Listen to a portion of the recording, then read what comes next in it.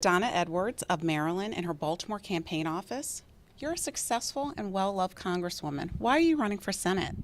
Well, such a great question. I have loved representing my congressional district since 2008. And when Senator Mikulski decided that she wanted to retire, I had to really think about it and think about what my voice and my perspective could lend to the Senate. And you know what? I decided that a voice like mine and a perspective as a single mom who raised a child mostly on her own, as a black woman in the workforce, as a professional, that I would have a lot to lend to a conversation about how we can grow wages and the economy and what we need to do to invest in our urban core, and that those are all issues that I thought that my perspective would be unique in the United States Senate, and so I decided to run.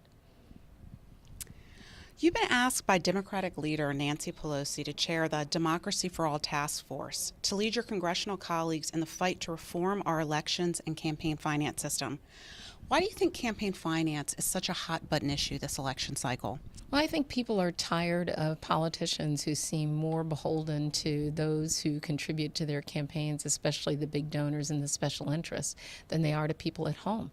And I first started working on these issues years ago as a young lawyer, working to reform the campaign finance system to give ordinary working people more of a voice in our politics. And sad to say, we're in a place where unlimited amounts of money are being spent on campaigns, and where people increasingly are feeling like they have no connection to their elected officials because the money has gotten in the way. And so when Citizens United came through the U.S. Supreme Court and they got rid of basically 100 years of settled law, I introduced a constitutional amendment to repeal Citizens United. I've supported the efforts of my colleagues to value small donors over big donors.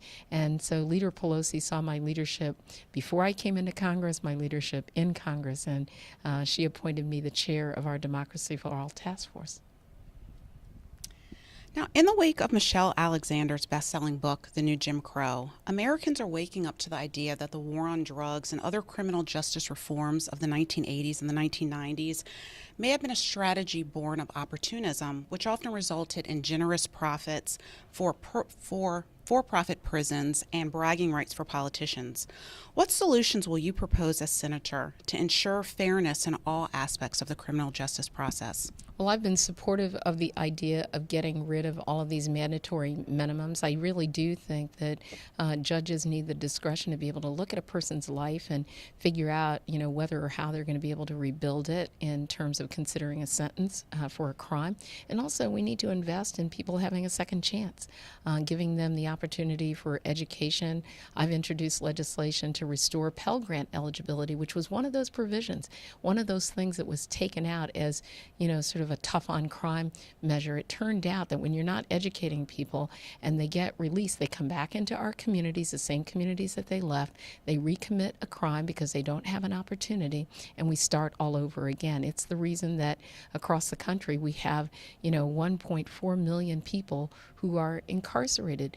I've been fortunate to be able to witness people who are getting an education, a college education, behind the fence line, and it's changing their lives and their prospects. And people come up to me all the time and ask me about a second chance. And so I think that we have to have a criminal justice system that really reflects our ability to allow people to have made a mistake, but to rebuild their lives with a job and an opportunity and education.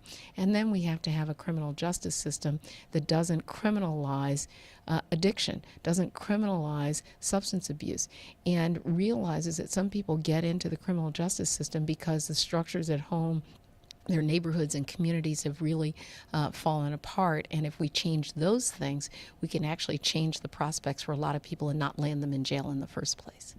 Do you support legalization of drugs?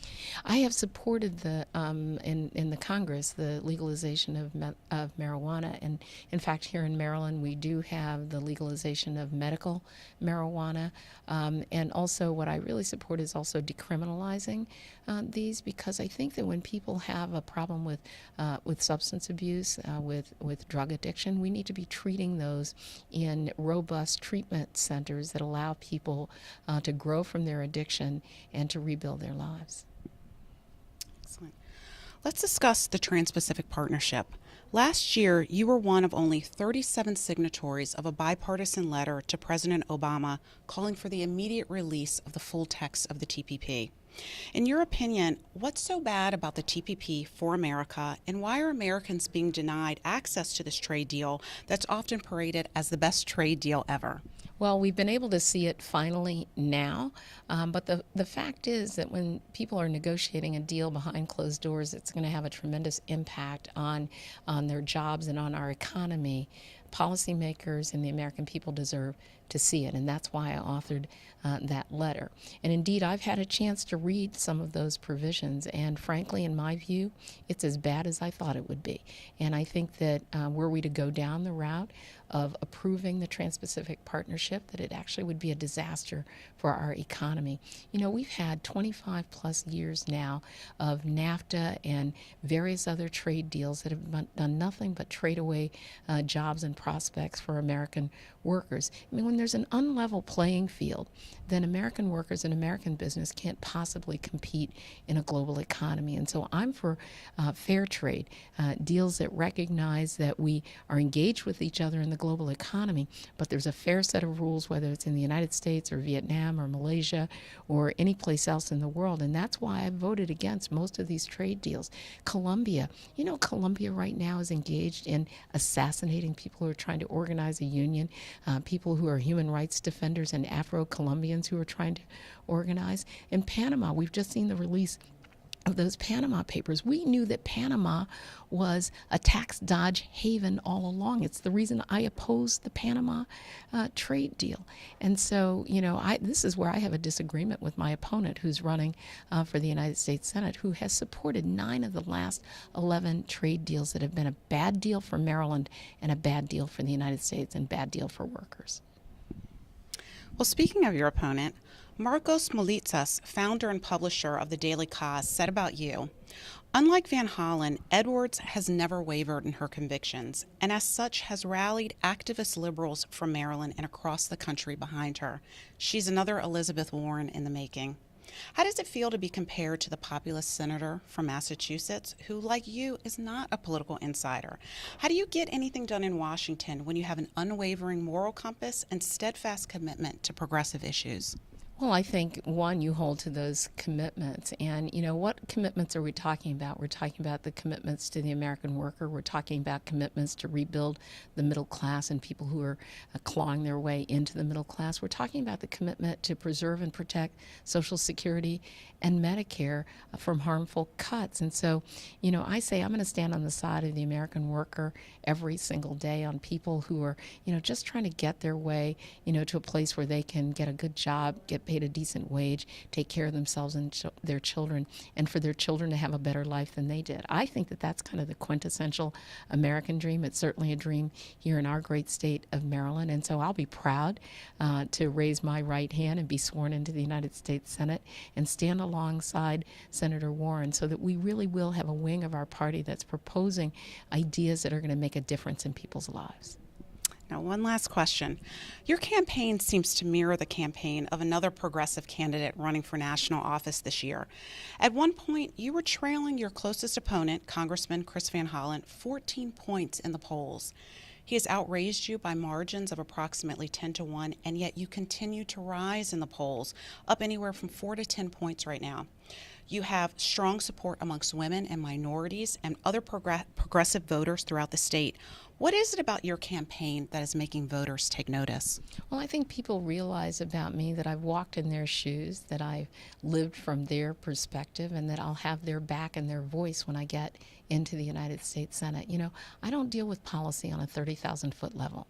People are living their lives on the ground where, you know, they're having to juggle the rent and the electric, on the ground where, you know, they're just trying to make ends meet, send their kids to college, basic things. And I think that people have gravitated toward my campaign, and I'm so excited about that because they realize that I'm going to have the backs of the middle class. I'm going to have the backs of, you know, people who want to grow into the middle class. And, you know, I'm so delighted that we haven't raised as much money as my opponent, but the money that we have raised has come from small small donors all across the country and throughout Maryland. Our average contribution is like $35. And so I'm excited about that because to me that's an investment that ordinary people are making in my ability to have their voice and their vote in the United States Senate. Thank you so much, Donna Edwards, and good luck on April 26th. Thank you. Thank you.